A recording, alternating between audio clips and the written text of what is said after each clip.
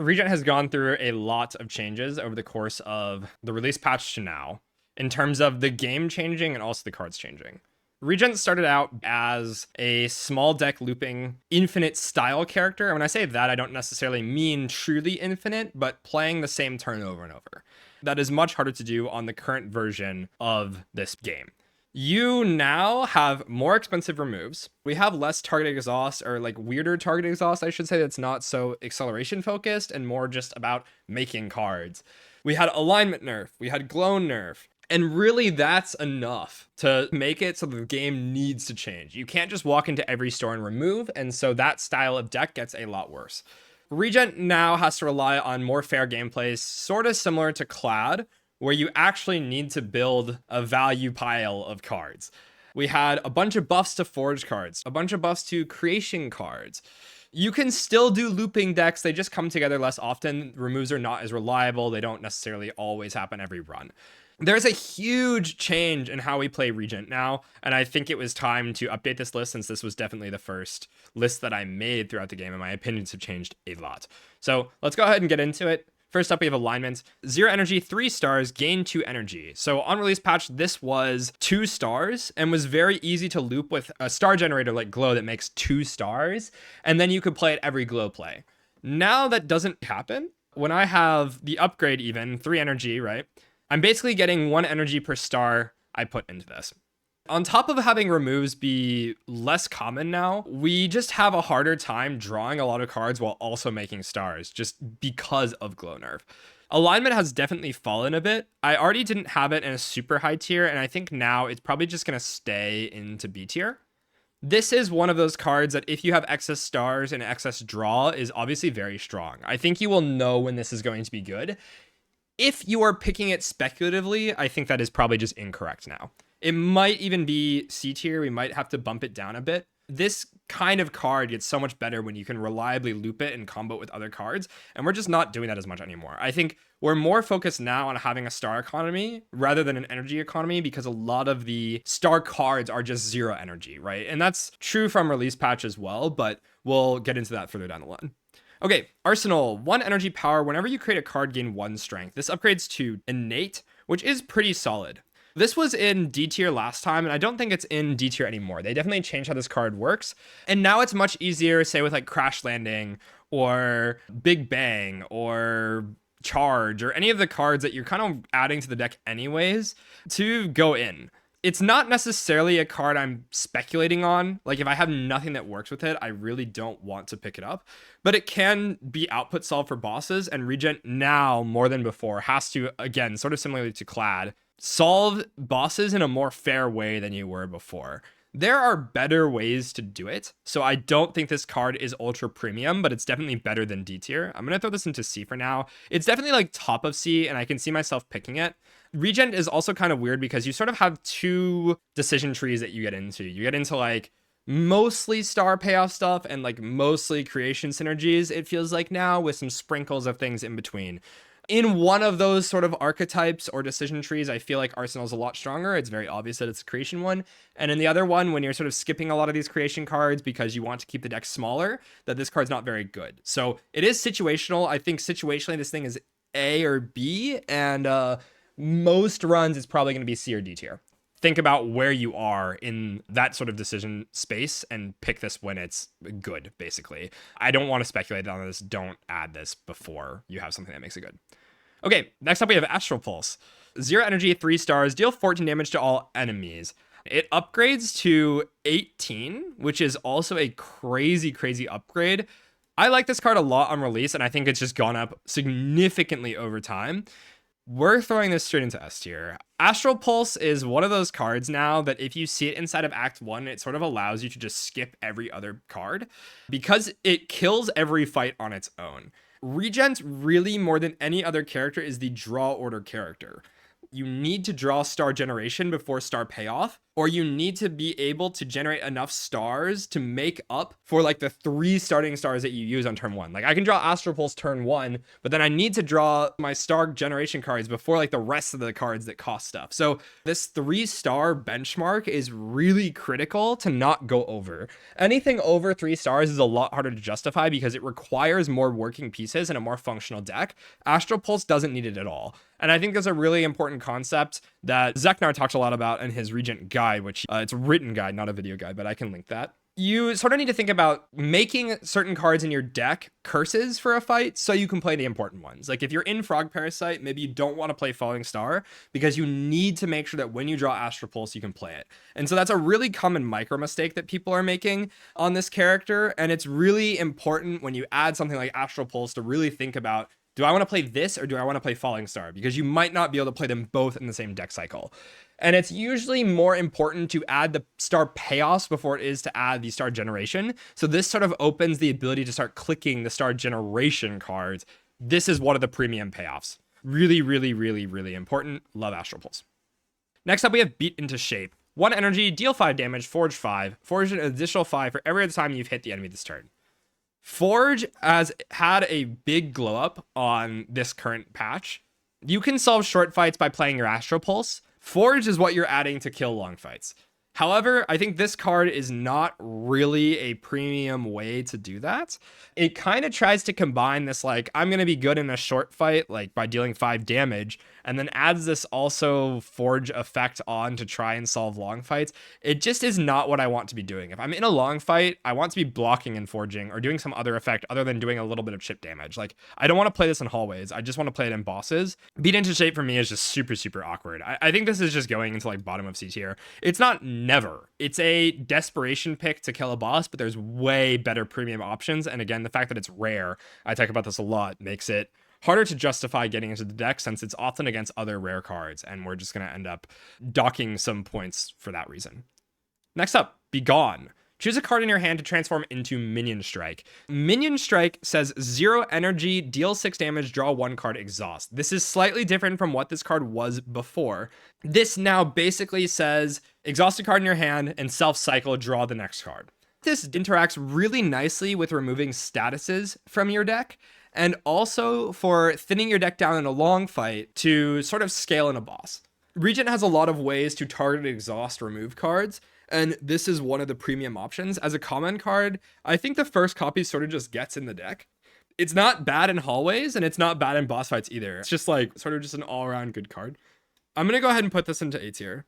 I think it's not as like run-defining warping as something like seeing an early Astral Pulse. It's not solving damage for you, but I'm almost never unhappy to see it. It plays really nicely in Frog Parasite to exhaust like the statuses and turn them into damage. And also activates creation synergies, which we really do like. This could maybe go into bottom of S tier. We will definitely see as this develops. Next up, Big Bang. Draw 1 card, gain 1 energy, gain a star, forge 5, exhaust. We don't have to talk about this very much. This is like easy S tier, maybe one of the best cards in the entire character. Just does everything. The upgrade is to innate here. I don't find myself really manually upgrading this card if it happens to come green, which is not very frequent, but if it does, you know, awesome. You're just always going to want to add every single copy. Of course, over skip, it's just always going to be better unless you have like exactly Snecko Eye, but I don't know why you're clicking Snecko on this character. You don't really want the randomized cost most of the time, I feel. And Snecko's not extremely common in this game like it was in Spire 1. So Big Bang is really just a card that you will add as many copies of. It's a clone target, which insta wins the run because it scales damage and draws and replaces itself.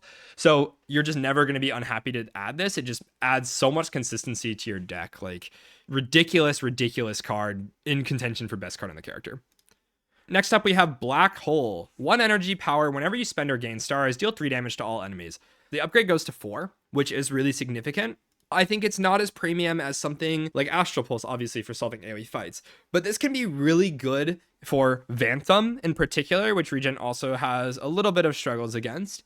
If you have the relic that gives you 1 extra star at the end of every turn, this is just printing damage. It's one of the only things that rewards you for actually making stars too. So if you have like a hidden cache, for example, that makes a star on the turn you play it, and then also makes a star on the next turn, you're double dipping to get extra value out of this thing. It's something that if I don't have a solution for the eels inside of Act 1, I'm probably picking up. Obviously, again, Astral Pulse, premium answer, but I'm not really unhappy to see this. I think it gets in the deck a lot more than it used to now. This is pretty easy B tier for me, and definitely over alignment. It's really solid into the exoskeletons inside of Act 2, so just having something that chips in like this cannot be understated, that there's a lot of value in it, and plays really nicely into the worms inside of Act 2 as well. So all the eel-shaped enemies, this is probably doing pretty well into, and that's enough, I think, for me to put it into B tier here. And you're just making stars inside the starter deck, like with Venerate, and you also are using stars with Falling Stars. So at worst, this is like always working, just maybe not doing more than like 6 damage a deck cycle, but that's plenty, I think, for a power like this. Next up, we have Bombardment. Deal 18 damage at the start of your turn. If this is in your exhaust pile, play it, exhaust. This can do really funny stuff with the relic that adds an ethereal copy of cards. I think it's Music Box in Act 3. So if you do that, you basically just have like permanently stacking, scaling attack, which is cool. That's like one of the niche endgame solutions for this card, but inside of early game, it's really just like an early game damage solve. Basically, it allows you to play one card and then sit there and block for the rest of the fight, and that's something that Regent actually ends up doing more now. You're not playing as fast as you were before and just trying to like zoom with glows, because glow doesn't draw as much. So Bombardment, I think we're putting this into A tier. It's definitely not S tier, because outside of early game, it doesn't really ever get into the deck. But you can do some really funny stuff with this. Also, Intimidating Helm was mentioned in chat here, which is a really good shout. This would just block for every single turn, which is super, super powerful. Really, really nice card inside of early game. This pretty much lets you walk into max elites and just pick a block card or two and then solve everything. And Regent, similar to Clad, is definitely a snowball character. You really want relic support on this character because you're pretty prone to bricking. So the fact that you have draw orders that can be really bad makes it so that you often end up taking chip damage. That's just something you need to think about on this character a lot. Having like a 1-card solve that I always can play it when I draw it and just sort of figure out the fight afterwards is pretty nice. Next up, Bulwark. 2 energy, gain 13 block, forge 10. When you upgrade it, it goes 16-13, which is just insane. Bulwark is the premium block option on Regent. The number is just huge. 13 block for 2 energy is a very competitive rate, and 16 as well. Converting Forge to a straight damage number is not exactly fair. You can't really say this says gain 13 block, deal 10 damage, but it can be better or worse depending on other synergies in the deck or what else you can do or how much energy you have to be able to play stuff, that sort of thing. There's also a lot of things in this game, like the Shrimp, that you can play this on turn 1 and get a massive influx of block. You can use decisions on this to get a massive influx of block and forge and solve a fight. So something you're happy to see inside of hallways kills bosses for you, which is basically something you always want to think about. So like you're solving basically every single fight in the game by adding this card, and fixes draw order consistency with Regent because you're adding a Sovereign Blade that retains, right? You're adding a damage source that does retain, and also a lot of block, which is something you want to do in every other fight. So easy S tier. Really, really insane. Just maybe one of the best cards in the character. Big Bang is giving it a lot of competition, but incredibly strong card. Next up, we have Bundle of Joy. Add 3 random colorless cards in your hand and exhaust. This used to cost 2. So already this has gotten a huge upgrade from going from 2 to 1 energy. Sometimes you have no way to solve a boss, right? Colorless cards are very often doing that. This is like not always super easy to play inside of hallways, but definitely at 1 energy is way easier to play inside of hallways than it used to be. 2 was just not like at all going to be playing in a short fight at all. Bundle of Joy now also has extra synergies with other cards that we're picking more often, like creation archetype stuff. And so if you have an arsenal, this can help you scale. Bundle of Joy has gone up a lot in my evaluations from last patch. I think I'm putting this like into maybe top of B. On release of this game, I really didn't like this card at all, but they buffed it a lot. The synergies are significantly changed as well. Maybe let's put this into bottom of A, to be honest. I feel like there's some people that would probably rank this really, really highly. Maybe even an S tier. I'm not sure how dramatic that is, but it's a much improved card from the last time that I made this list.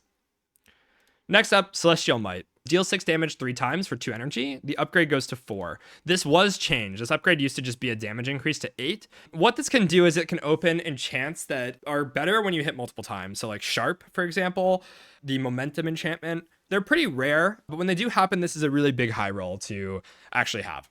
Unfortunately, I think it doesn't end up scaling super well outside of that. You're not very frequently solving your fights with something like Arsenal to scale strength. So this is really an early game pickup card that you use to farm elites. It's kind of like I see no damage inside of early game, and maybe it gets in inside like the first 3 floors if I'm not solved damage by then. I don't really want to add it, but the numbers are not bad. It's just good enough. I think I'm going to throw this into like top of C tier. It gets in often enough inside of Act 1, but outside of that, it probably never enters the deck. Definitely improved from release patch as well when you were just going infinite. We're not really doing that anymore, as discussed. Also worth noting that it's very good into Bantam. You just strip off a bunch of the buffer stacks, so yeah.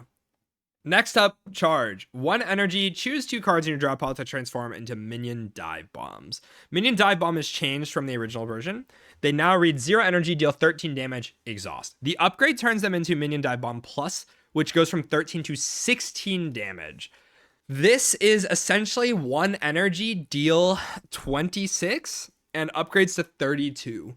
That's a really strong upgrade. If you know anything about damage upgrades, a lot of them are like 4 damage. That's a pretty competitive rate. The ones that are better than that are very strong. So Charge is an incredibly strong damage upgrade inside of Act 1. It basically is picked on sight inside of Act 1 to just solve a lot of fights, and can also have the added benefit of working with the card creation stuff to block or get strength or other things. And a lot of relics on Regent's character also interact with that, like Regulate. It's really nice to pick up Charge inside of Act 1, and also inside of Endgame even. Exhausting down cards on the deck is really solid. The fact that the Minion Dive Bombs don't draw anymore is not necessarily a downside when they do so much damage. Like, it's a lot more pickable inside of early game because it's an actual damage card now. I like this card a lot. I think this is like S tier, like bottom of S tier for me now. It feels really, really powerful. Just a lot better than it even was before, I think. I'm not so concerned about the draw order now where it ends up on the bottom of the deck and can't transform anything. It's just worth adding for basically every run. Next up, Child of the Stars. 1 energy. Whenever you spend stars, gain 2 block for each star spent. This scales a bit differently than something like the Black Hole, because Black Hole reads whenever you spend or gain stars, you do the thing, and it doesn't scale per star.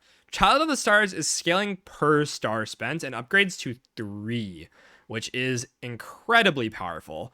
If you were familiar with my placement on this on the original tier list, it was straight into S tier, maybe best card in the character. I think it's definitely not really changed. This is an absurd block engine. It works with the base deck, so it's kind of like Mental Fortress from Spire 1 on Watcher, and if you know anything about that card, it was the best card on the entire character. You almost always are just clicking this. I think the only consideration is that when you click a power, you make yourself worse in shorter fights. And so if you have a very significant amount of short-term risk inside of short fights, where this maybe doesn't do anything the turn you play it, you might have to not pick it. If you're allowed to get away with picking it, it's almost always in the deck. I will note a really unfortunate interaction with Void Form, where Child of the Stars does not work because Void Form cheats the star cost, so you do not spend stars. So you might have to do some weird finagling to make it so that your block is optimized with that. It is a pretty real downside, and we'll talk about that more when we get to Void Form. Next up, Cloak of Stars. 1 energy, 1 star, gain 7 block. I like this card a lot on release, and I don't think much has changed. Cloak of Stars just doesn't really interrupt your starter deck very much because you start with 3 stars, and your falling star costs 2. So you have a leftover star to play the 1 star cost of this, because you have a card in the base deck that does not say block on it, similarly to like Ironclad, for example. When you draw Venerate and like a bunch of strikes or something in a hallway, you're pretty sad because you just take the chip. Adding 1 block card fixes the odds of having a turn like that so much. I cannot overstate how important it is just to add like 1 block cards for hallway fights. I think we're going to put Cloak of Stars into like bottom of A tier. Instead of early game, it just kind of gets in. Next up, we have Collision Course. 0 energy, deal 11. Create a debris in your hand. Debris is 1 energy status that just reads exhaust. The upgrade is very significant. It goes to 15. This is just a really, really solid early game pickup inside of Act 1 that has additional synergies with other things throughout the run. So you have card creation synergy packages that we do care about a lot more now. And outside of that too, being able to choose whether or not you play the debris is really nice. Like, if you need to push damage and you're not going to see another deck cycle inside of the fight, you just don't have to worry about the debris at all. You just play Collision Course and spend your energy on doing other stuff. And so you can read this sort of similarly to like 1 energy deal 11, but it is better than that. And the upgrade's significant. Again, I was talking about how 4 damage upgrade is a competitive rate, and that's not untrue here. I think I don't upgrade this a ton because there's a lot of cards in this character that I really value the upgrade, but it's not something bad to upgrade if you need early game damage. And I think it just gets added like on floor 1 pretty frequently. I think this is like probably bottom of A tier as well. Just a really solid damage common. Next up, we have Comet. 0 energy, 5 stars, deal 33 damage, apply 3 weak, apply 3 vulnerable. I don't think I need to talk about how much debuffs are just broken in this game. Vuln and weak are just incredibly, incredibly strong keywords. However, the 5-star cost is a little cumbersome. Anything on Regent that I cannot play when I draw it on turn 1 is pretty sad. Like, if I miss this card on my first deck cycle, I'm going to be very upset. If you have Falling Star in your deck and you like draw it turn 1 or something, maybe it's not worth playing the Falling Star, even if it saves a little bit of HP, because it can make you miss your Comet, unless you have a lot of star gen. But that does not mean it doesn't enter the deck a lot, because it does. I think if you don't have star payoff already, it's just in, like, always. Usually we're trying to balance decks to have slightly more star payoff than star gen right now, because you start with 3 and the short fights can just end. Once Comet gets in the deck, of course, you were more likely to want to pick star gen. But yeah, this card, I think Nave rates it as like one of the strongest in the game and definitely the strongest on the character. I don't think it's that. I think Comet is very strong, but I think there's other things in the character that I view as stronger. So I'm going to put this into S tier. But I don't think it's quite as strong as like the best card on the character. I don't agree with Nave on that. Let's go to Conqueror now. 1 energy, Forge 3, Sovereign Blaze deals double damage to the enemy this turn. The upgrade is really sad. It goes to 5. That's just not a good enough number. Very slow boss scaling. The way that I want to pick Forge cards really is like a Bulwark, and then I just play Bulwark over and over and over again, and the fight dies, right? I don't really want to make my sword big and then play Conqueror and then double the damage of it. Picking Conqueror as the only Forge card just doesn't work, because on its own, it doesn't scale the sword fast enough to really make it pay off. Like, even if I play Conqueror 3 times, that's like not equivalent to playing Bulwark once, basically. Of course, the double damage does play, but like it doesn't have a desirable effect alongside of it. I'm not very often playing Conqueror for Forge 3 and then trying to swing in with the Sovereign Blade afterwards. So it's a little awkward. I think this card has entered my deck a handful of times inside of Act 3 as a way to like burst down Queen or like Door or something. Like, it has gotten in. I think it's really only good if you have like a Bulwark already and you're just lacking a lot of output to like actually scale fast enough to kill the boss. I think the scenario where that is true is almost never. So for me, this is like bottom of C tier.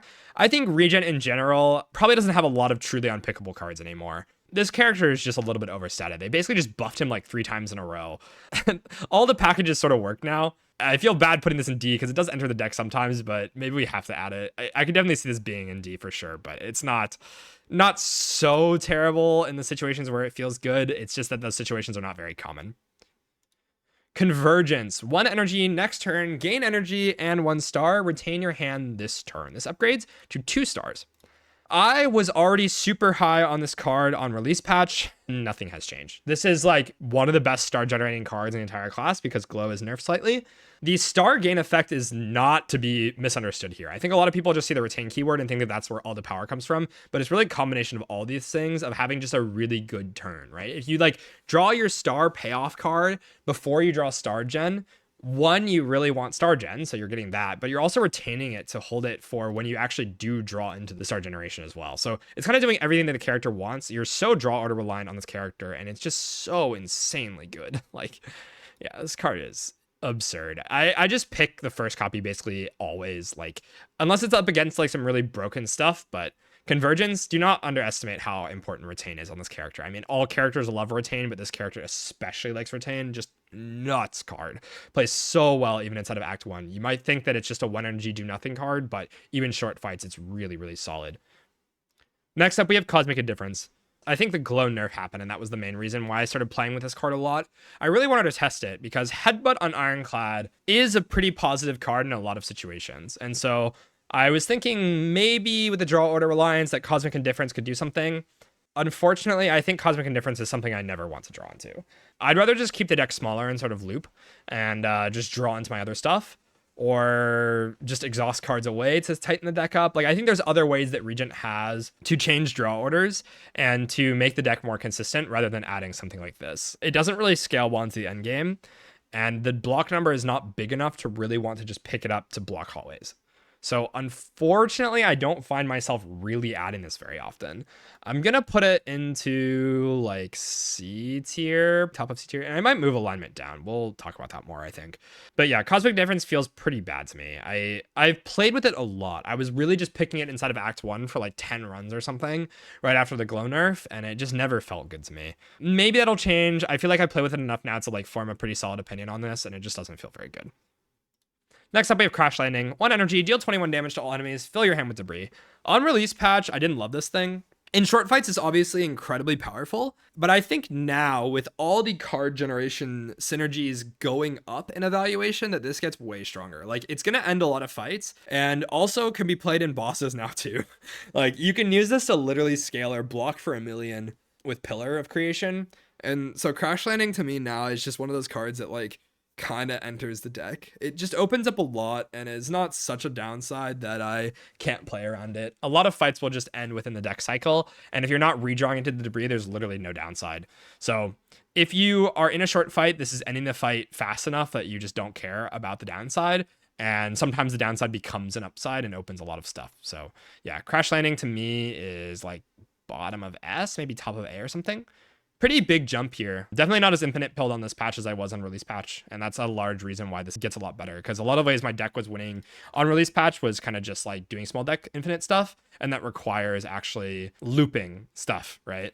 Now we're just not doing that as often. And even if we are doing that, then there's a lot of cards that we're picking now to get around that downside. So a much better card. If you have like Convergence and you retain your hand and you play this next turn, you can basically just ignore the downside because it adds 1 debris to your hand. Like, you can use max hand size as a way to not add a bunch of debris into your hand.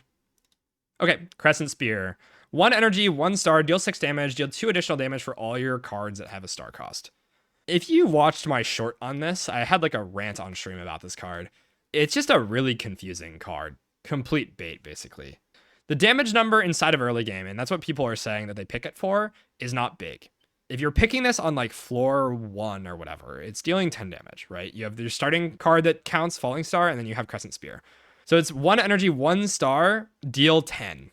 I do not want to pay 1 star to just deal damage. I want to do other stuff with that. If you look at the other star payouts on this character, like Astral Pulse, think about the rate that you're paying for that. That is just infinitely better than Crescent Spear. Obviously, there's like the really funny clone interaction, but I really don't know how this is getting in the deck in the first place. When you have a lot of star generation cards and star payoff cards, you really open up draw orders where you draw everything upside down. Like, you draw your whole deck in the wrong order. I really don't like this card. I think this is still just like bottom of C tier. It's just a damage common that sometimes gets in if you've added some payoffs. But if you added payoffs, why do I want to be spending stars to do mediocre damage instead of just paying the actual payoffs that are really good? Maybe even D tier, to be honest. I just don't see myself ever really picking this thing. It feels very awkward. Yeah, we'll just throw it in here. Maybe people will call this a hot take, but this card is pretty trash to me. Next up, Crush Hunter. 1 energy, deal 7 damage to all enemies. All enemies lose 1 strength. This upgrade is very solid. It upgrades to 8 damage. All enemies lose 2, which into like the eels inside of Act 1 is basically neutering their damage to almost nothing on the turn. That fight in particular is really scary and also performs well into Frog Parasite. So there's a couple of really key fights inside of Act 1 that Crush Hunter does well into, and it doesn't fall off a ton. Like into the B guy in Act 2, you're also blocking a lot with this. It performs well into the worms in that act as well. So this is sort of like a Giga Iron Wave, which is like good enough. I think Regent is like definitely a farming character that wants to run into like max elites. So it performs well enough. On release, I liked a lot more than other people, and other people have gone up on it, but I don't think I've really changed my opinion on it. So maybe I'm not up as high as other people are on this right now. I think this is just like B tier to me. It feels like a solid damage common, but I try not to add it. It's not going to be like exceptional or something, but it's not something I feel bad about clicking really. Next up, decisions. Draw 3 cards, choose a skill in your hand and play it 3 times, exhaust. This is 0 energy, 6 stars.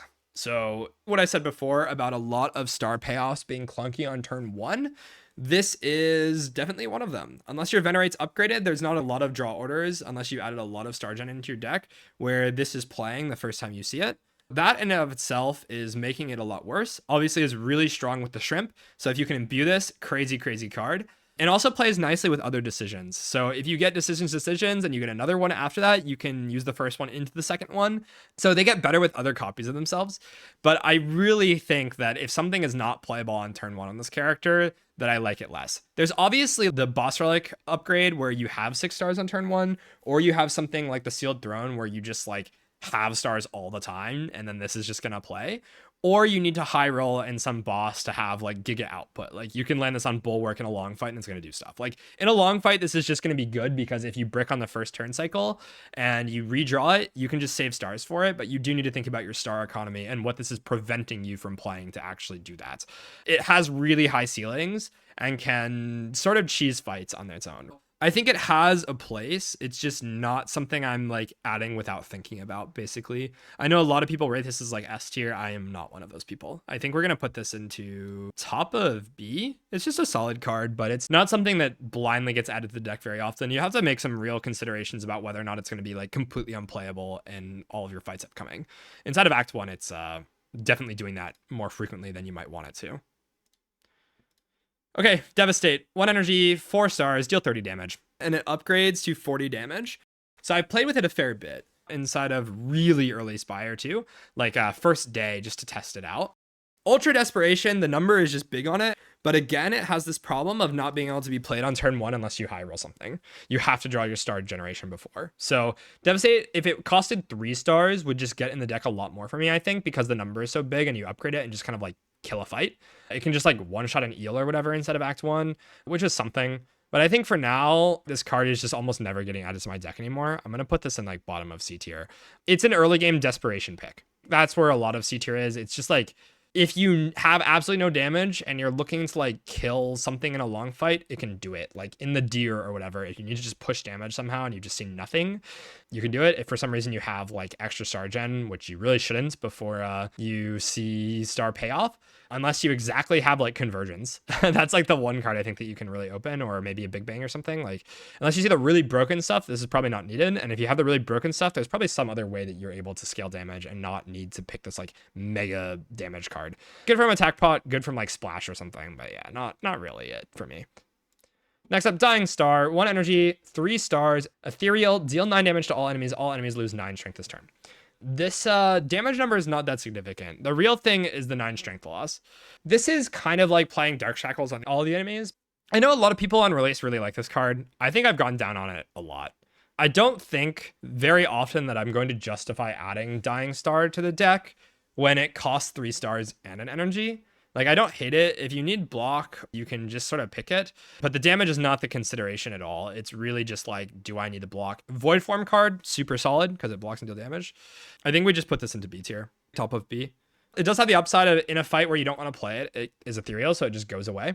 But the star cost is really significant. Like 3 stars is just a lot. And the payoff doesn't make a ton of progress in the fight. You're really just using it to block.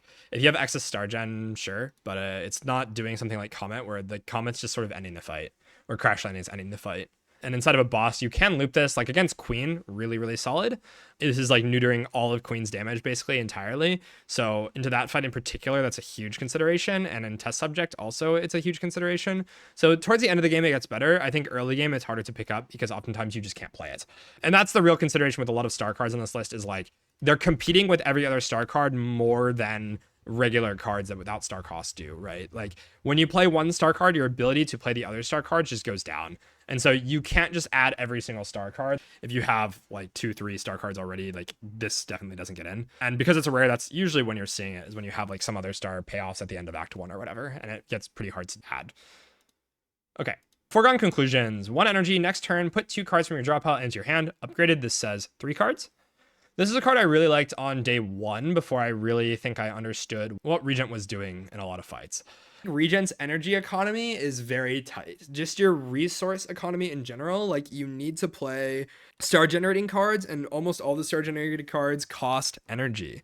And so in order to like maintain your economy, you kind of need to spend energy on actually doing stuff. And this is just sort of not doing enough. I think one of the main use cases for this is when you have combo cards like decisions that you really want to line up with some other stuff, and it can do that, right? If you're relying on a high roll or certain cards to line together and your deck really sucks without that, then this will line those cards up. Otherwise, it feels a little too slow inside of the fight and not something I really want to be playing. I think we throw this into like bottom of B, maybe top of C. It definitely gets in the deck sometimes, but it's basically if your deck sucks. That's really what it is. It's like bailing your deck out of like being really terrible and needing to rely on some like high roll inside of the deck, and it'll line that thing up. But outside of that, I don't really see myself picking it very often anymore. Next up, we have Furnace. 1 energy power at the start of your turn, Forge 4. Upgrades to Forge 6. This card is essentially only playing inside of boss fights or elite fights where you're sitting around and blocking. Unfortunately, again, Regent's energy economy is pretty limited. And so playing this when it doesn't really do anything for a handful of turns feels really bad. I often draw into this, and then I just feel myself wanting to play like a block card over it. Deploying it just doesn't feel like it's worth it. It is really a desperation pick for solving a long fight that you have no answer for. So if you're walking into the Act 1 boss and you have literally no answer for it, then this gets in the deck, but that feels like one of the only scenarios. Later on, the number's just not big enough to where it feels like you need to pick it. There's like Forge cards I would rather pick to actually scale because they do something when I play them. I think it feels similar to Conqueror, like the level of desperation I'm at where I need to add this to the deck. One thing to think about is that Forge always lines up with Vulnerable. And so this number kind of reads 6. Like the sword retaining is a big buff to it. 6 is kind of how you want to read this, like 6 damage a turn, but that's just not that solid.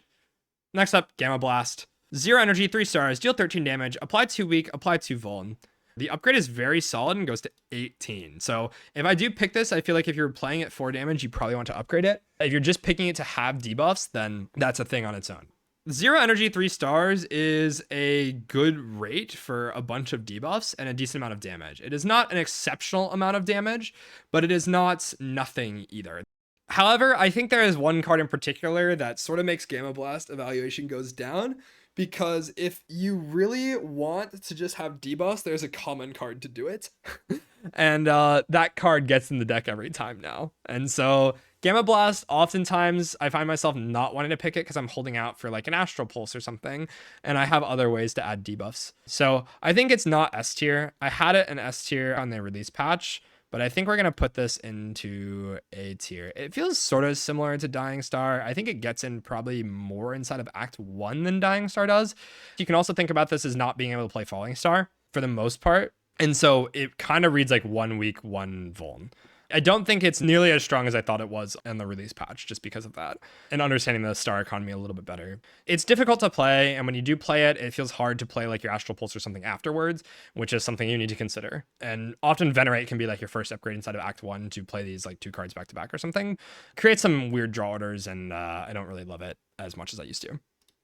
Gather Light, 1 energy, gain a block, gain 1 star. And this upgrades to 11. So the upgrade's not super significant, but if it comes green, like it's just a really solid block card. Gaining star, just solid. Like I said earlier, Regent really just wants like a block card for hallways just to increase block density. This card is quite solid at doing that. The number got buffed from 7 to 8. I'm not really adding like just a hidden cache or something to generate stars out of nowhere with no payoff in the deck, but Gather Light gets in before the payoff, which can open up some more star intensive cards later. So it feels like sort of a bridge card to me. I like it quite a bit. I think top of B, bottom of A for me. Trying to skip this after like Act 1 feels about right to me. Gather Light like just gets in inside of Act 1 like almost always, and that is just enough to warrant the A tier, I think. Okay, Genesis, 2 energy power at the start of your turn, gain 2 stars. I, on release, like this card quite a bit. Nowadays, I think I've fallen quite a lot on it. 2 energy to play a power that doesn't do anything on that turn is really difficult to deploy. And I think the situations where I need this are less and less now. I'm picking a lot of cards to solve my star output problems before I pick this. And as far as a rare card goes, it doesn't feel very good because it cannot really be deployed in hallways. It upgrades to gain more stars.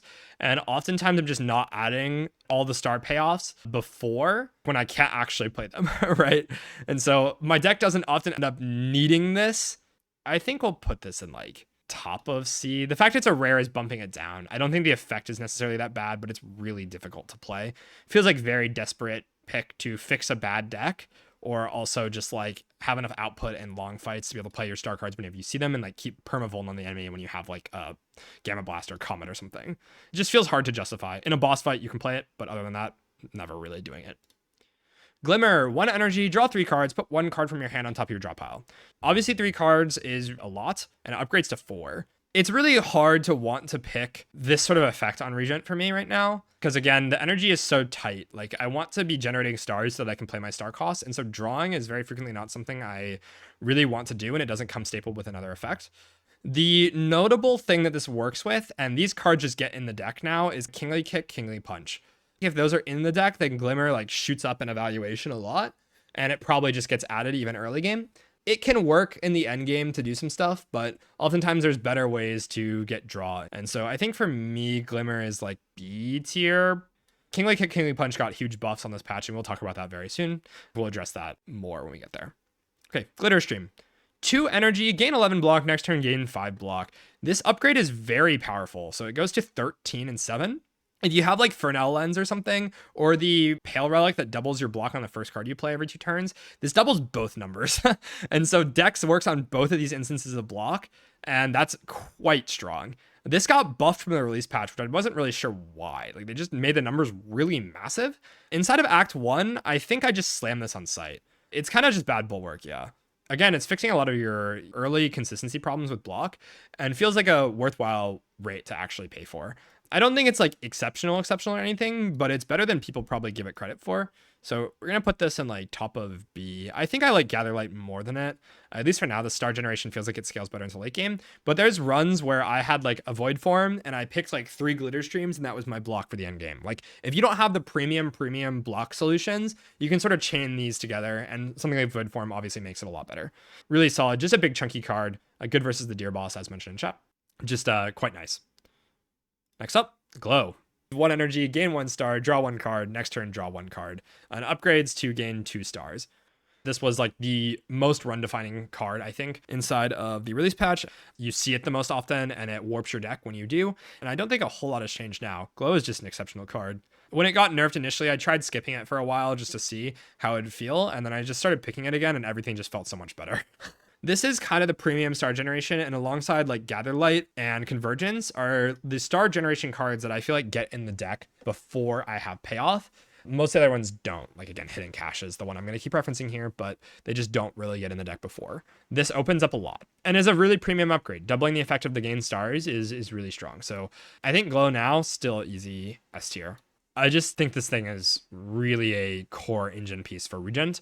This is what I meant by it's easier to find draw on this character in other ways that does more than just the Glimmer. You know, like, obviously it's not as much draw. It's 2 cards versus 3, and it's broken up, but it feels really, really important still to have a Glow or 2. It seems like the premium star generation. Next up, Guards. This card was the card that I saw before Spire 2 came out and said it was going to be extremely broken, and I was right. This card is completely busted. It basically says full block your entire turn, and on top of that, you are thinning your deck down, and you can even do stuff like use only some of the cards you exhaust and keep the rest floating around for later. Minion Sacrifice says gain 9 block for 0 exhaust. If this card for whatever reason comes green, then Minion Sacrifice reads 12 block, which is just really massive. On top of that, we have additional synergy with this now that we have in the deck more often, like Pillar of Creation or Arsenal.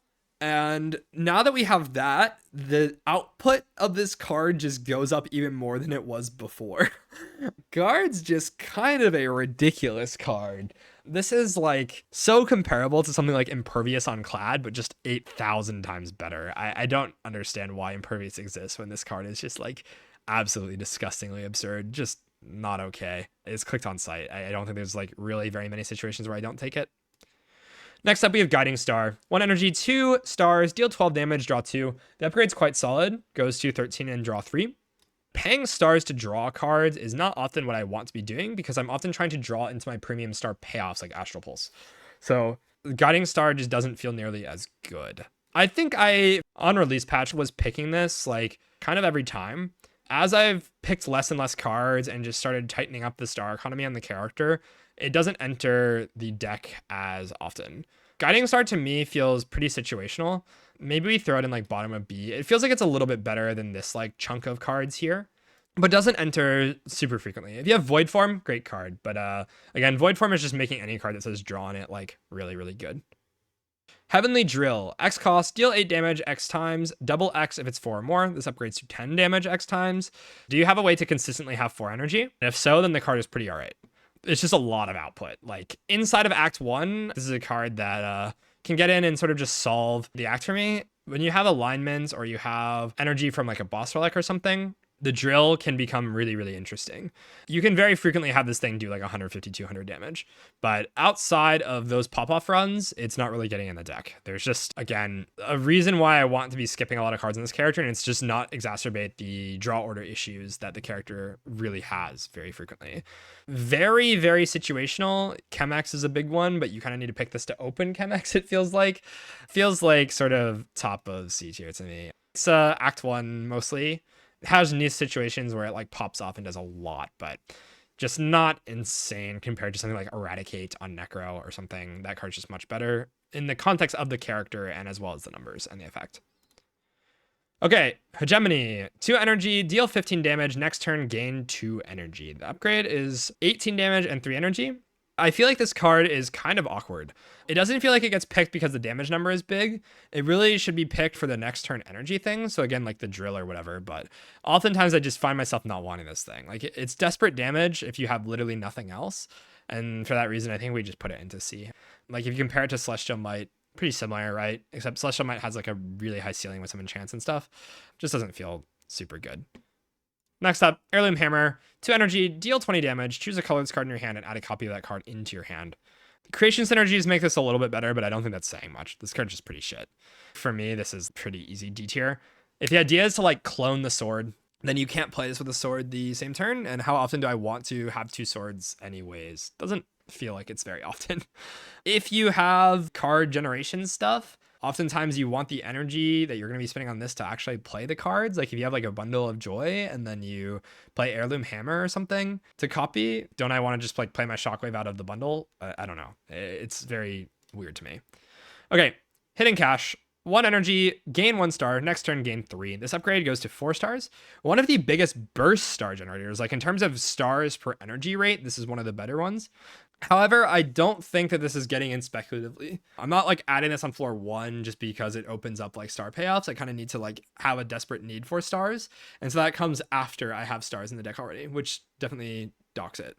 It's like kind of weird. If you need a lot of stars to play like a decisions, maybe transforms into star payoffs or something, then Hidden Cache gets in. But it feels kind of strange to me. I don't really love this thing. If you have some of the premium star generators, then this can jumpstart that, and we'll talk about that later.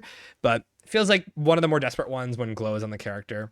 Doesn't feel super exceptional, but okay. Definitely gets in more than a lot of these cards. Like just star generation in general is something that you want on this character and has a nice interaction with Black Hole as mentioned earlier.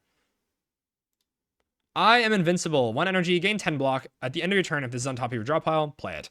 This second line of text here is really strange because oftentimes you don't have enough deck manipulation to put this on top. Like I'm not really picking the Cosmic and I'm not picking Glimmer very often. And those are the cards that would actually play this. But even in that case, it feels like it's not good enough.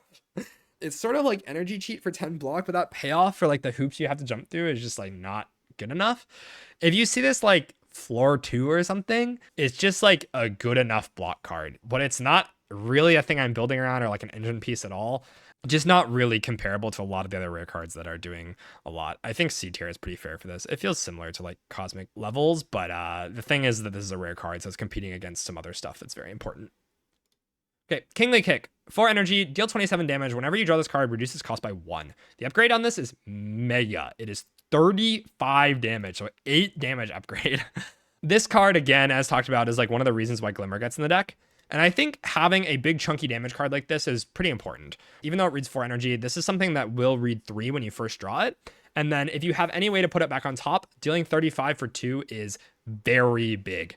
The other thing this is doing is it's giving me a loot payoff. And Regent has a lot of ways to exhaust down and draw this like a lot, right? And so even if I'm not playing it in the first deck cycle, Kingly Kick is going to play in something like Phantom because I can like take off all the artifact charges, whatever you want to call them, the intangible charges, and then play Kingly Kick once it's gone, right? And by that time, Kingly Kick's probably discounted like 2 or 1, or maybe even 0, and it will kill really quickly afterwards.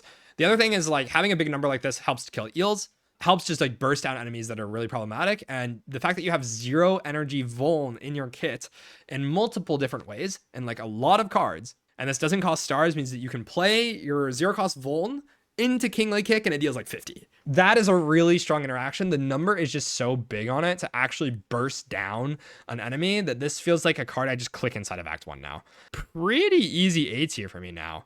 This is a card that really went up in evaluation. I mean, obviously the buffs were pretty significant to these cards, but overall just the way we're playing now I think makes this a bit better.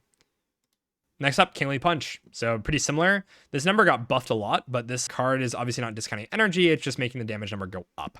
I think this is slightly worse than Kingly Kick. The utility of just kind of bursting down like an enemy as soon as you draw this is not as big. The upgrade is really significant because it's a 4 damage upgrade the first time you draw it. Your number is going 8 to 10, and then the bottom was going 4 to 6. And so the first time you draw this, you're just getting 16 damage for 1 energy, which is a pretty big number. Like that's comparable to like a Hemokinesis on a Cloud or something that has like boss scaling potential, right? Definitely a really solid damage pickup inside of Act 1. Outside of that, I think Kingly Kick is mostly just going to be better. We'll put this in like B tier, probably. It gets in the deck fairly frequently early game for me, but not something that I'm like really trying to build around a whole lot. It can definitely just be like something that's like good enough in hallways that I pick up and also helps kill the boss. And that is usually enough to justify its spot. Next up, Knockout Blow. 3 energy, deal 30 damage. If this kills an enemy, gain 5 stars. The upgrade is a big number, 8 damage to 38. However, this is usually says end your turn. On release patch, I played this quite a bit, and I was liking it okay. The more I play with it, the less I like it because I feel like I can do other stuff as my deck building has gotten better. Usually I want to be playing block cards or something else outside of just playing this card, and once you play it, it turns over. You really can't do a whole lot outside of this. I think this is probably just C tier for me. It's a desperation pick for sure. Like I have picked this exactly 1 time inside of Act 1 because I knew I had no ability to kill like Frog Parasite. And so I like knew I needed to burst down the Parasite to not have any of the statuses go in the deck. And so that was one of the things I did. Also, if you have like Liquid Memories or something and you're like in a dying spot, then you can pick Knockout Blow, that sort of thing. It is a real desperation card. It's not never click, but yeah, pretty infrequent. Okay.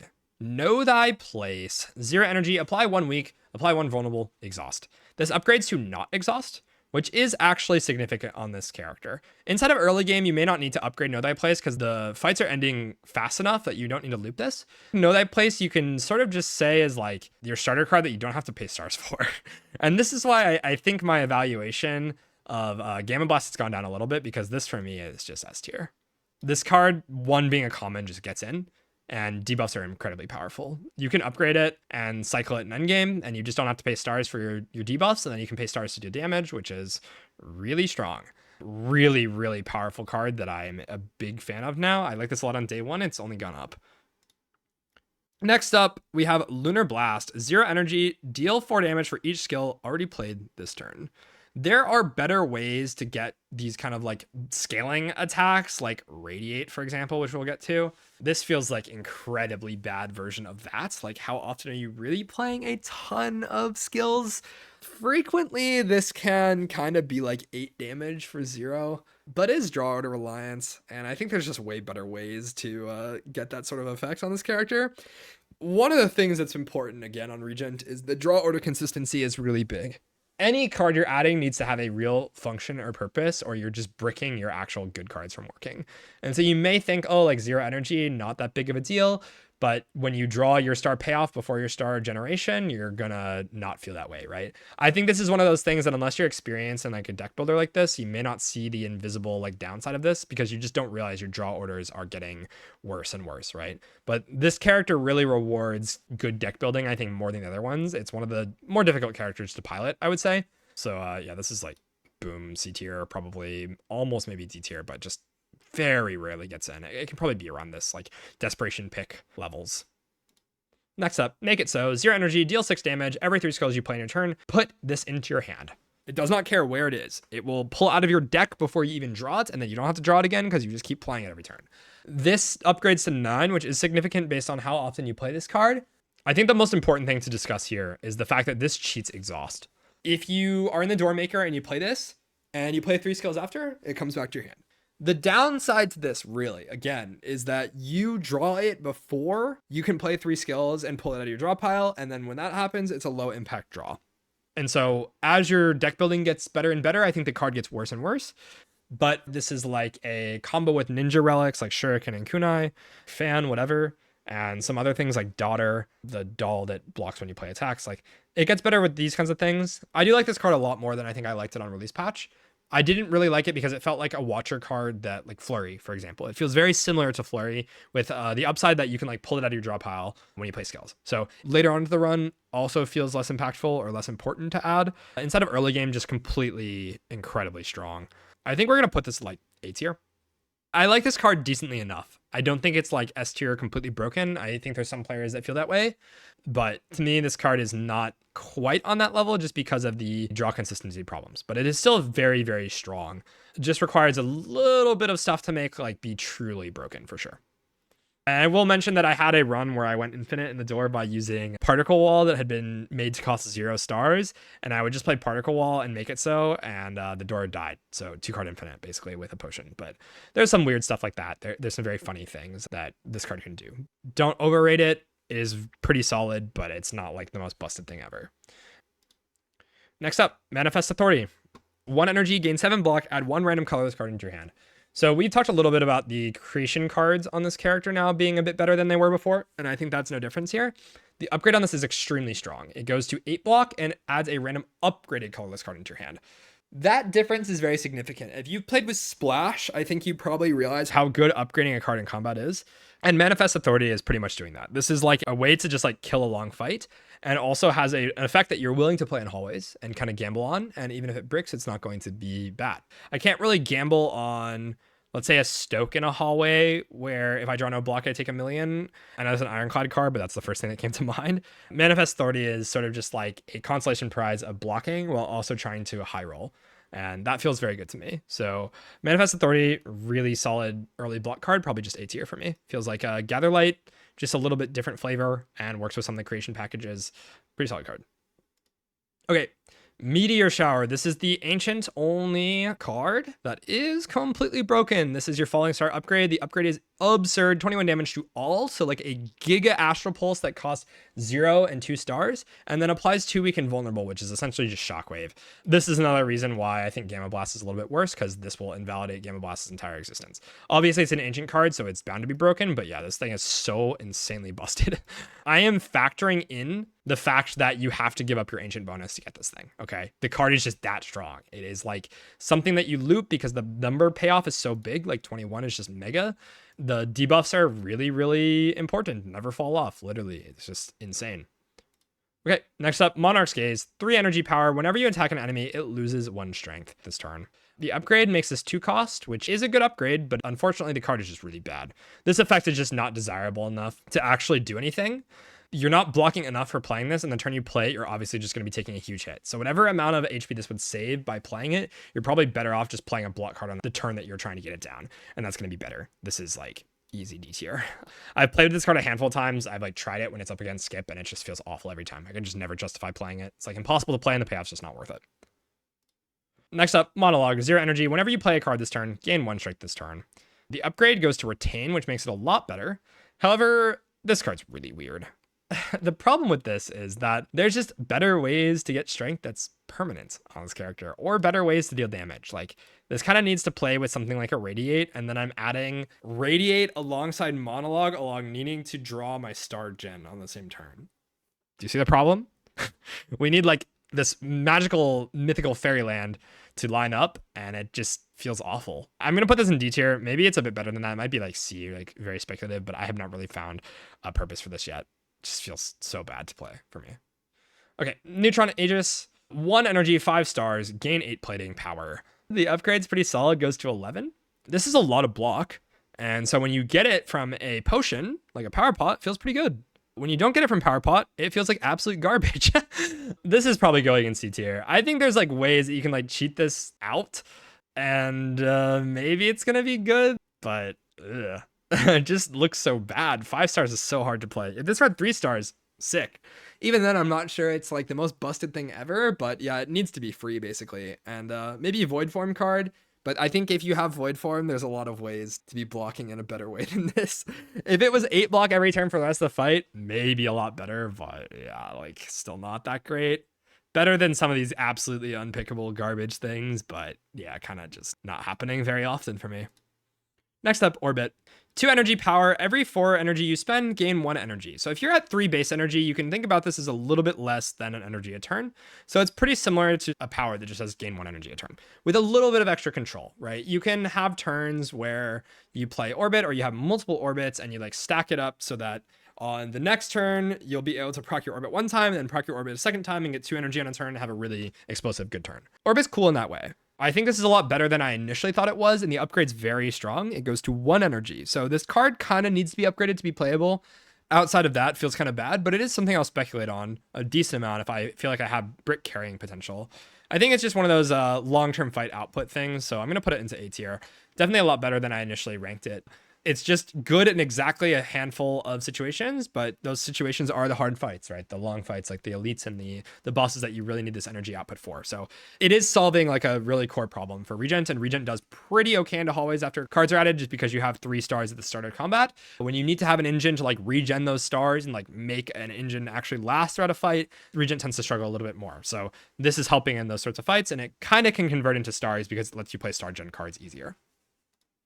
Okay, Pale Blue Dot. 1 energy. If you play 5 or more cards in the turn, draw 1 card at the start of your next turn. This really needs the upgrade. With the upgrade, the idea is that you play it, you proc it 1 time, and then that's going to allow you to continue procking Pale Blue Dot and just draw 2 extra every single turn for the rest of the combat. I know Merle really loves this card. I went up on it a lot after Glow was nerfed. However, I think it's a little weird. The more I play with this, the more I'm just like, well, I picked Glow and they're kind of doing similar things. It is hard to speculate on because it's very difficult to play 5 cards in a turn, inside of early game especially. In the end game, if you're really desperate for draw consistency or going into Queen or just the boss gauntlet, I think this card gets in. It's quite solid into the bosses, just having a bunch of extra card draw, and at that point in the run, you're able to proc it very often. But inside of early game, almost never. And it doesn't feel worth really speculating on in the same way that some of these other really broken powers do. So Pale Blue Dot, higher than what I ranked it as initially, but to me, I think it's like top of C tier, probably bottom of B. It feels like it solves a specific problem. If you know that you have this problem, gets in. Otherwise, pretty much skipped every time. Okay, Parry. 1 energy. Whenever you play Sovereign Blade, gain 10 block. They buff this card so many times. This goes to 14 block when it's upgraded, which is just confusing. Parry is not a card that I'm really speculating on ever. Again, without the sword in the deck already, I'm not ever editing it.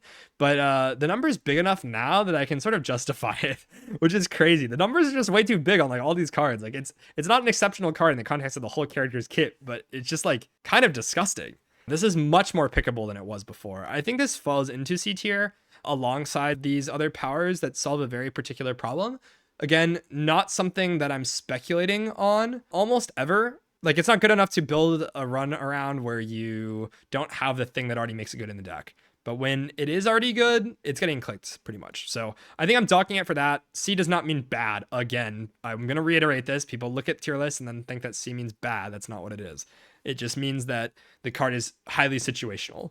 There's other premium ways to block on this character. And when you don't have the premium ways, sometimes maybe your block is Glitterstream and Parry or something. And that's fine. You just need to find a way to solve scaling block at some point in the run. And that's what this is. Next up, Particle Wall. This is one of the more premium block solutions. I would say it's not the premium one, but if you make stars, and this is something that Hidden Cache can do well, or if you have Retain on this thing, it's absolutely disgusting. Sealed Throne with this is really, really gross. There's a lot of things that can make this card absolutely pop off. Again, can do infinite stuff with Make It So if you like discount this with like Touch of Insanity. It feels like a really, really strong card to me. I don't think it's quite S tier. Like, it is a very good block card. Definitely one of the premium ones. The upgrade goes to 12 block, which is significant, and enchanting this in some sort of way has the chance to just become really broken. Really, really high ceiling, easy enough to pick up inside of early game and just sort of carry around. It works really well with Child of the Stars and just sort of lets you spend stars to block for as much as you want, which is crazy. Okay, Patter, 1 energy, gain 9 block, gain 2 vigor. And this upgrade goes to 11 block and 3 vigor. This can play really nicely inside of Act 1. A lot of people are probably sleeping on this card, but when you have a card that just has 9 block on it on this character, you should probably think about it. Again, front load block on this character is at an ultra premium, and again, it's not the best of the best, but inside of the hallways, it's going to perform. Like floor 1 against Skip, it's probably just clicked. I think I'm going to put this at like bottom of B tier for that reason. It feels like it just gets inside of Act 1 to solve like advanced hallways, and it can do some really cool stuff. Like Vigor has some neat interactions with like Radiate or whatever. Even something like the Drill, you know, there's ways that this card can become good. The Vigor is really just the bonus. Like the reason why this is picked is really just it says 9 block on it. There's some cool stuff you can do with Vigor that I've had a few runs pop off with, but not usually the main reason why it gets in. Okay, Photon Cut, 1 energy, deal 10 damage, draw 1 card, put 1 card from your hand on top of your draw pile. The upgrade is very strong. It says deal 13, draw 2. A 3 damage upgrade is pretty consistent with a lot of damage upgrades in the game. And on top of that, you also get a really nice effect of drawing an additional card. So this could be a thing that you're picking inside of early Act 1, and then you see a Kingly Kick and suddenly it's performing better. I think it really does want the upgrade, but it doesn't feel like it needs it. If you're picking it, it's really probably just because it says deal 10 damage on it. Regent again has some draw order instances where you kind of own yourself because you draw your like card before your star gen or whatever, but this can help fix that. It just doesn't feel like I want it in the deck. I would rather just add like the premium cards, and there's better ways to fix draw order. Like I'd rather just have Retain or something, right? If I see a Convergence, like I never care about this thing. It's pretty much like super early game that gets inside of the deck. It feels pretty similar to Patter. I think these are picked in very similar spots, and it usually wants to consume upgrade, but I usually don't want to give it one. There feels like a lot of stuff I want to be doing on this character. Venerate is a really important upgrade on this character. Glow is really important upgrade. Astral Pulse upgrade. Know Thy Place upgrade. There's just a lot of cards that you want to be upgrading before this that I just don't feel like I want to add it to the deck to add upgrade debt to it. Next up, Pillar of Creation. This is one of the cards that on release I did not like a whole lot. And after seeing some other people play, after playing with it myself, it feels very much like a second Child of the Stars. All of the creation cards have gotten buffed. And so those are just in the deck more often now. You have like a random collision course, you have a crash landing, you have Manifest Authority, you know, like these sorts of things are just there. This card is going absolutely nuts with this. It also works with the potions, like you have Attack Pot or something. Crazy card. I think we just put this right next to Child. I still think Child works better for me right now, but Pillar Creation feels very comparable to that. The upgrade is very good, goes to 4, and this is like one of the premium block options on the character now. Having both of these be like options for you, like you see one early and you can sort of lean into that flowchart like I was talking about, or like that kind of deck style. You see this early, it gives you a lot of direction for what to do with your deck. So Regent kind of often ends up in runs that feel similar, but it's like one of 2 runs. You have this Pillar run or you have like a Child run. Sometimes there's crossover, but very often you pick one of these things and like sort of build around it. And I don't say that very often in Spire, I think, but these cards feel good enough to like actually want to do that. Definitely one of the most changed evaluations for me. There's a lot of circumstances like around the patches that made this card just a lot better. And if you're jumping from like release patch to now patch, you might be confused. But almost every patch, there was a buff to Pillar Creation, either directly or indirectly inside of it. And that in itself is just going to bump it up a lot. Okay, Prophesize. 2 energy, draw 6 cards. This upgrades to draw 9 cards. This is a Void Form card. You can never play this thing and actually make it work without having Void Form. So this feels like bottom of C to me. This can get in exactly with that scenario. That's just a very, very rare scenario, basically. Okay, that's it. Quasar, choose 1 of 3 random colorless cards to add to your hand. 0 energy, 2 stars. This upgrades to adding an upgraded colorless card into your hand. So this is essentially Splash that costs 0. That is really strong. This card is something that I also went up on my evaluations on a lot. It's killed a lot of bosses for me now, and it's something you can sort of just pick up inside of early game. Again, works with Pillar of Creation like we talked about. Yeah, having upgraded cards, insane. The nice thing about this compared to something like Bundle is that Quasar is not costing energy, and so when you generate the card, you still have energy to play whatever you make. It's not doing splash stuff in terms of discounting the cost of the card, but in order to like look at the card, you don't have to pay energy. So there's like a bit of a trade-off in that way. Quasar feels really strong to me. Easily an A tier card. I like it more than Bundle, I think, just because of the selection of it, and also the fact that the upgrade is really strong, and it plays well with Child of the Stars, plays well with Pillar Creation, plays well with like all of these things, and the fact that you get to pick out of the cards can help you solve the situation you're in. Just feels really, really strong.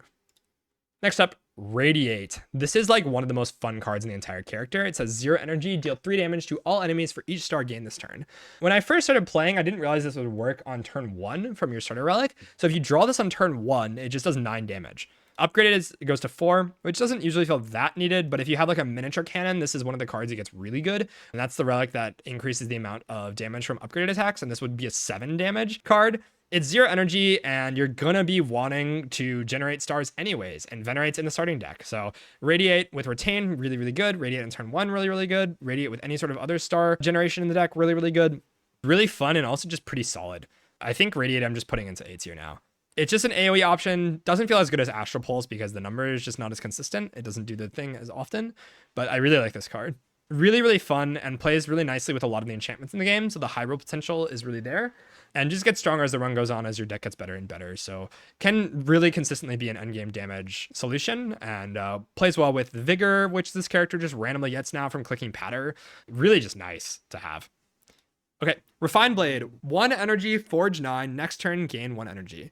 This is kind of like saying 0 energy Forge 9, but I think that it's really important to discuss. Having a good turn in this game is really important. And what I mean by that is that the game often asks you to like not do very much on one turn, and then the next turn do a lot. So I'm thinking of like the crabs where like it takes a turn off and then it hits you for like 30 something, that sort of thing. And that's not like the perfect example because that enemy is not particularly that challenging anyways, but like just in general, the game is sort of designed like that.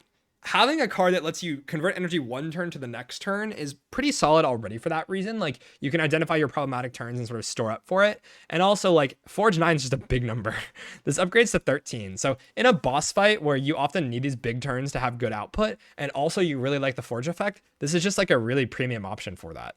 This is a card that you can pick kind of early on, maybe not like floor 1 or something. Against Skip I probably would, but it's good enough that you can just sort of add it and it feels really nice to play. Like the extra energy is just so solid on this character and just in general. This to me feels like bottom of A tier, and that might be surprising to people. Sword really is just a boss killing thing, and this is one of the sword cards that plays nicely in the hallways, which is rare. So it's just kind of playing nicely in a lot of fights. Also creation stuff, again, create the sword, that works with Pillar of Creation, and it works with some other things as well. So pretty solid. I like it quite a bit. Okay, Reflect. 1 energy, 3 stars, gain 17 block. Block attack damage is reflected to your attacker this turn. The upgrade is to 21 block. That is not super relevant, but this is maybe the best card in the class or one of them. This is like ultra premium block option. This character has a lot of them. I think like this is just like the holy trinity of block, really. Like you build your entire run around this card. This card maybe doesn't look like that much, but the number is massive. Like the actual block output on this is just ridiculous. And then outside of that, it scales with Child of the Stars and reflects damage back. And so when you're doing this into like the millipedes or the eels or any fight that's hitting you for like a decently large number, you're giving damage back to the enemy. So this sort of reads like 17 block, 17 AoE damage that also scales with other block in your deck. And so it can very often read 1 energy, 3 stars, block like a billion, and then also deal damage and make progress at the same time. Like blocking and making progress at the same time is not to be underrated. This card is ridiculous. Like it kind of makes a lot of the other block cards kind of harder to pick, but this is just, yeah, disgusting. Worth noting that versus these two cards is way easier to pick inside of early game. This in a hallway is not going to necessarily be really broken. This is broken in hallways, broken in bosses, just broken every single time. It's just ridiculous. Maybe we move here, to be honest, because of that. Like it's easier to pick. Reflect oftentimes like isn't an engine, but is a big enough number that it blocks the end game anyway. So you don't really even need to scale it into like higher numbers. Like if you can exhaust down to get both of these in the same turn over and over and over, like let's say you play like Bulwark, Reflect, Venerate, and that's your turn every turn, you kill the entire run. Like nothing kills you through that. You block 30 without these being upgraded and deal 30 damage back and scale your fort damage. That's disgusting. Like really, really disgusting. Just gross card. Okay, Resonance. 1 energy, 3 stars, gain 1 strength. All enemies lose 1 strength. Yeah, this card is like unpickably bad. I'm just gonna throw this into D tier. I picked this one time because it came green and I was fighting Queen literally next floor and I was like, why not? I think I had Void Form. If that's your exact situation, then maybe the card gets in, but oftentimes you just don't need it.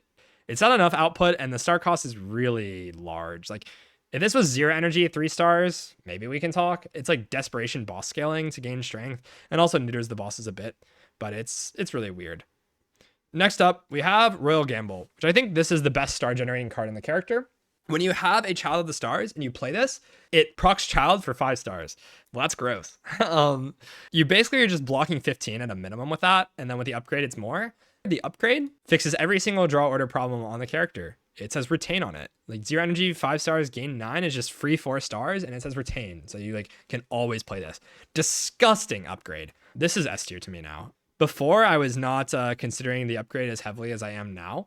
It felt like I had a lot more upgrade debt, but again, I think I've gotten better at building decks on this character. This just kind of gets in. It's one of the star generating cards that I will speculate on. Has a lot of synergies with like the Child of the Stars that I was talking about. Really nice when you have Convergence, really nice when it's upgraded. Basically lets you play like all the super expensive star cards as much as you want and have like insanely good turns afterwards. Also insanely good with decisions. It has retain to make it line up with that. So if you have a Royal Gamble and you have decisions, you can very often just like decisions into Royal Gamble, or the Royal Gamble helps you play decisions. Like it just does everything. It's kind of crazy. Just disgusting. Okay, next. Royalties. 1 energy at the end of combat, gain 30 gold. You can do funny stuff where you like make it playable 3 times with like hidden gem or something. That's like disgusting. Please don't do that, but it's cringe and it is good. Don't love cards that like entice you to sit around and just stall. Money now is really good, just in general. I think this is A tier. It's not picked over like some other premium stuff, especially seeing it against like the really broken things. But yeah, just a really good card. Like you take 1 bad card inside of a fight to like have probably like 2 or 3 extra relics inside the run and like an extra remove or something and like potions. Like you basically remove the card that this would be bricking. If you don't add royalties at all, pretend you would have just drawn a strike. You just remove the strike and then now you play royalties instead. Like that seems really easy to make work, right? The upgrade is 35 gold. Oftentimes doesn't need it. It's just like big enough on its own. Okay, next up, Seeking Edge. 1 energy, power, Forge 7. Sovereign Blade now deals damage to all enemies. You often can solve AoE fights in other ways. The Forge number on it's not so big that I really want to pick this up. Can do some interesting things into like the Millipedes of Evil or the Eels inside of Act 1. Like if I see this before like anything is really in the deck and I have no AoE solve at all, maybe it gets in. But second I have like an Astral Pulse or something, I'm probably just ignoring this. There's not really endgame bosses that require this sort of effect. And most of the time, like the AoE fights that you want to be playing this in, you would rather just burst on an enemy really fast and stabilize the fight.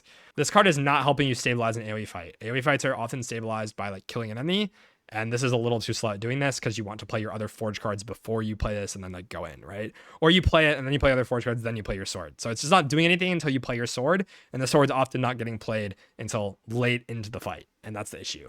It feels like a C tier card. Feels like there's just way better ways to solve these problems that exist. It can get added sometimes, but just not all that premium. Upgrade is Forge 11, which doesn't feel that impactful. Other Forge cards I'd rather upgrade since I can use them again. So like rather upgrade Bulwark or something, just whatever. Next up, 7 stars. This card is really fun. Unfortunately, I think it's not that good anymore. Plays with like a lot of enchantments, and if you can cheat it out from a potion or something, then of course it's going to game like crazy. If you have like no way of actually killing AoE fights, it probably gets in the deck and you can just like have a way to kill stuff. The way that spillover in this game works now, so against like Frog Parasite or something, is positive. So like if you play 7 stars and the frog has like 7 HP and you kill it with the first hit, then it can spill over into the next enemy's spawns and kill them all. So it can do some funny stuff. There's ways to cheat this into play, like an endgame where it can be like a way that you abuse strength or vigor or something and just like one-shot the enemies. Feels pretty rare that that situation happens. So I think we're going to put this into C tier. It's a little too cumbersome and like difficult to play, but can get into the deck out of desperation or also out of just like, I have these really niche things that are in the deck already. It's interesting, really fun card. I love it a lot. Like the animation's super sick, but it's just not that good, unfortunately.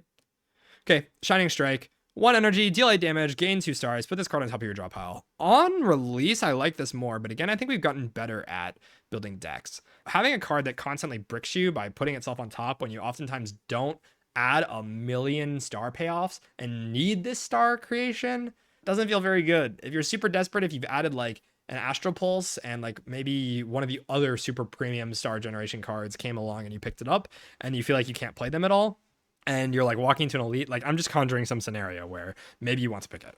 But I think overall doesn't feel that great. I think we put this into like C tier. Gets in sometimes inside of Act 1, but outside of that, not really at all. The upgrade's not very good. It's 3 damage upgrade, but obviously you do play it multiple times. It just feels like oftentimes you're going to play Shining Strike, play it like one more time, and then like after that, you don't want to redraw it. You made enough stars, and that's it. But unfortunately, by that time, you're redrawing it because you did play it, so it feels a little weird to me now. Liked it a lot on release, not so much anymore. Next up, Solar Strike. 1 energy, deal 9 damage, gain 1 star. This card says gain a star on it, but I think if you compare it to the other card that says gain a star on it, the one that blocks, I'd rather have block than this damage as an effect. When you upgrade it, you get 2 stars, but how often do I really want to upgrade this thing? Not often. It feels worse and worse the more I play. I think before I had this in B tier, and now I think we're throwing this into C. I don't think I really ever add this. I just pick Glow instead, or I pick the Gather Lights or whatever it is. Feels pretty comparable to a lot of stuff. Ultra Desperation card I see have literally no damage, and then it gets in. Or you see a star payoff card and you have Ultra Desperation and then it gets in. Like, I never want to add it. It just sometimes happens. And maybe I have a free fire or something I can add it. But at that point, might as well just upgrade Venerate. You know, like it just feels kind of weird. I don't think it gets clicked very often at all. Okay, next up, Spectrum Shift. 2 energy. At the start of your turn, add 1 random colorless card into your hand. This upgrade is incredible. It goes to 1 energy. So when you pick this card, you really want the upgrade. This is a card that when it is upgraded, plays in hallways, kills bosses, plays with all the creation synergies, and sort of solves most fights entirely on its own. It's like draw consistency at the same time. Like colorless cards are just obscenely strong in this game. And when you have so many things that work with this, it's just kind of gross. Like you can just sort of pick this whenever you see it. Card gen is maybe something that people have underrated for a long time. Just in Spire 1 as well. But like Hello World is a really good card, and that only makes common cards. And now we have like Call of the Void and Spectrum Shift, and both these cards are just cracked. I think this is just like easy S tier. I don't honestly know how to like order these. They're just so good. Regen just has like way too many cards that are just like absolutely disgusting and just way too strong now. This got better from all the contextual stuff, and also just like us not doing small deck infinite stuff. You don't care about the downside of it like sometimes clogging your deck. Like that's not really real. It's not really doing that. Like colorless cards are just too good. You will literally just generate cards that solve the fight for you. Any long fight is just worth playing with. Just pick it up when you see it and just play with it more if you are doubting it. It is going to perform, and it's going to make this just block every single turn. It just does way too much, plays with cards, plays with all the broken stuff. If you have star economy and don't need to spend energy on stuff, well, now I print cards to spend energy on stuff. Like, man, it's just ridiculous. Can just print everything that wins the run. Next up, Spoils of Battle. This card has significantly changed from what it was on release. This used to just be a big Forge number, I believe, and now says Forge 5 for 1 energy and draw 2 cards. The upgrade is Forge 8. Unfortunately, Forge 8 as an upgrade is not very good, so this card really just reads draw 2 cards on it, and can be like really desperation pick to like scale Forge inside of a boss. For the most part, I think I'd rather just pick the other Forge cards, and the draw 2 doesn't feel significant enough. The way you should think about draw in this game is really when a card says draw on it, you subtract the card that you are drawing to play it. Like I had to draw into Spoil of Battle initially, and so that's like -1 draw. So this is digging like 1 card deeper into my deck to maybe like rush into a power. Feels like there's other ways to get draw on this character that is like way better. Feels like a C tier card to me. I played a lot with it after the buff, thinking about ways to like maybe work around Glow nerf and thinking that maybe this would be a little bit better as like a sort of draw consistency thing. I find that Glow just plays so much better, really. They draw the same number of cards, but Glow's effect is just way stronger. Gaining stars just better than Forging 5, unfortunately. Next up, Stardust. 0 energy, X cost, deal 5 damage to a random enemy X times. The upgrades to 7. Needs like relic support and other things to be really good. It doesn't really feel like the payoff is that worth it. It seems like there's just better things to be doing. This card is like really desperation. Maybe I have the mini cannon again, or I have an enchantment, or I transformed into it and I can like make it broken somehow, but not great. And oftentimes I don't have excess stars to throw away. Maybe a void form card, like I'm playing my other star cards with void form and then I have a bunch of stars, or I have like sealed throne or something. I don't know, man. You have to have a lot of excess stars for this to feel very good at all. And I think it just like barely ever gets in. Yeah, bottom of C tier for me probably. Okay, Summon 4th. 1 energy, Forge 8, put Sovereign Blade into your hand from anywhere. This is doing the same thing as Make It So, where it cheats Exhaust. So if Doormaker exhausts your sword, I guess you exhaust your sword in Doormaker, then you can pull it back. So it does some funny stuff, and then you get another creation proc because the card was deleted, I believe, but I don't actually think this card is very good. The upgrade's not very solid. It says Forge 11. You can just pick this because it says Forge 8 on it. And that's not very solid compared to just picking Refined Blade or whatever, because the effect's just not as good. Like, I often don't need to loop my sword multiple times. Like, I'm just kind of making my sword big and then playing it once and the fight ends. Or I play it twice. Like, I don't need to play it a bunch of times in a fight, and there's really not a lot of ways to do that. If you somehow have a consistent way to upgrade your sword in combat, like the Razor Tooth Relic or something, like maybe it just feels like if you have Razor Tooth, you just don't need it. So I don't know what situations where you really need this thing. This is just like C tier to me. It sometimes gets picked because it says Forge on it, and that is enough to like maybe kill a boss sometimes. But other than that, I don't really like it. Next up, Supermassive. Deal 5 damage, deals 3 additional damage for each card you created this combat. It upgrades to 4 additional damage for each card. I poo-pooed on this card last time. The one thing about this that's changed a lot is Crash Landing is a lot better in my head now, and also Spectrum Shift, and all these other cards that I'm just picking because they randomly make cards. This can just like one-shot a boss. Like, I've seen Supermassive do like 240 damage. And so when you have these other cards in the deck anyways, then this can just be boss scaling, and that's good enough. There's also like relics that play really nicely to this, like relics that add cards to your hand at the beginning of combat, that sort of thing. And so Supermassive can get in the deck like pretty frequently, actually. You'd be surprised, I think, now how well this performs. And it really doesn't need the upgrade. I think this is like B tier for me now. It's just a payoff card for creating cards. And again, that is something we're doing a lot more now. If you generate this, insane. I've had like Splash make this before, which is just like so stupid. Just really interesting card. It's fun, and ends up actually being pretty strong now with the way I'm playing. Okay, Sword Sage, 2 energy. Sovereign Blade now hits an additional time. This upgrade is really good to 1 energy. Is pretty much picked in exactly one scenario, is that I am not having a lot of damage to kill long fights. I play this, my Sovereign Blade hits twice, the fight ends a lot faster. Unfortunately, it's a brick in like every other fight, and it's not that good of a way of scaling damage. There's much better ways to do it. So Sword Sage to me feels like C tier. Again, it feels like a lot of these situational cards that I only add for like solving boss fights or like random specific fights you have to run. It just doesn't feel super great. It does not proc Parry twice, which is not great because Parry procs off of sword play and not sword hit, which would actually make this pretty interesting. Could become like a block engine and you play like a low damage sword, but because it blocks 28 or something. It would be really, really cool if it did that, but yeah, unfortunately it doesn't, and it's not that good because of it. Okay, Terraforming. 1 energy, gains 6 vigor, upgrades to 8 vigor. Unfortunately, again, I don't think this character really abuses vigor a lot. Like, it feels like they wanted to have this like multi-hit archetype be a thing, but it can do some stuff with like Radiate or whatever. It just another draw order dependent thing that I'm adding to the deck that usually I just don't want to add. I've added it a couple times when it came like green and I had like multi-hit stuff in the deck that I was doing a lot of. Feels like it's just like somewhere down here. Can play with Stardust, you know, like if you transform into one of these things and then just get the other on the screen, like maybe that can be like a damage solve, but again, draw order, reliance, and very niche. Really weird card. Okay, Sealed Throne. This is the other upgraded Regent card, which I actually still have not had. I know it's broken as hell because I've seen other people play with it. It just hasn't appeared in my run. I think this is just like very easily S tier. Even though you're sacrificing your ancient bonus for this, this is basically saying just never run out of stars for the rest of the fight. Just completely absurd. It does warp deck building. Once you see this, you can jam a lot of other cards into the deck that normally aren't nearly as good, like decisions, that sort of thing. Really funny with like Black Hole. There's some just other interactions with this. Yeah, Particle Wall is another one. If you have 2 of these in Particle Wall, you're just infinite block.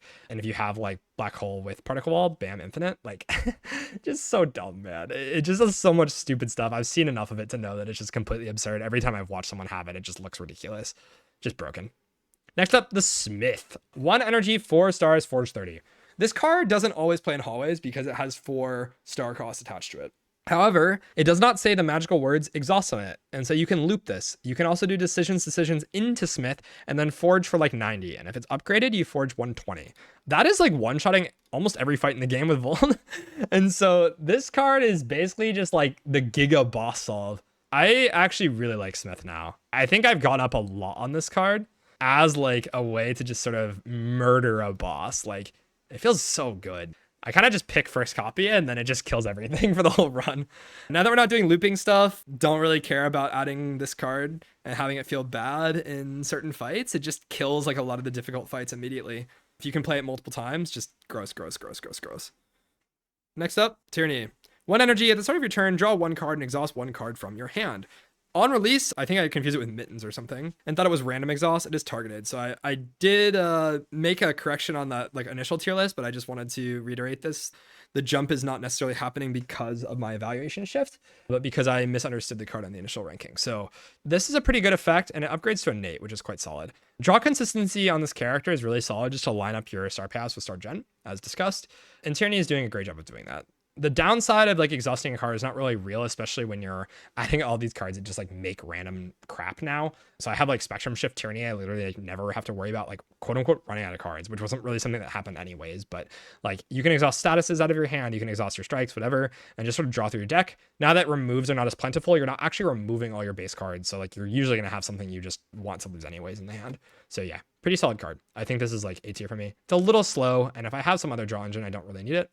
But for the most part, is like scaling my deck into a long fight really nicely, and even in hallways plays pretty okay. So like the Act 2 hallway where the guys add like 2 statuses to your hand every turn or whatever, and they deal 5 damage to you. This can just exhaust one of them, which is really solid. Exhaust like Mechanite burns, whatever. There's a lot of enemies that just like randomly mess with your draw consistency or add gross statuses. Soulfish adding the debuffs to your hand.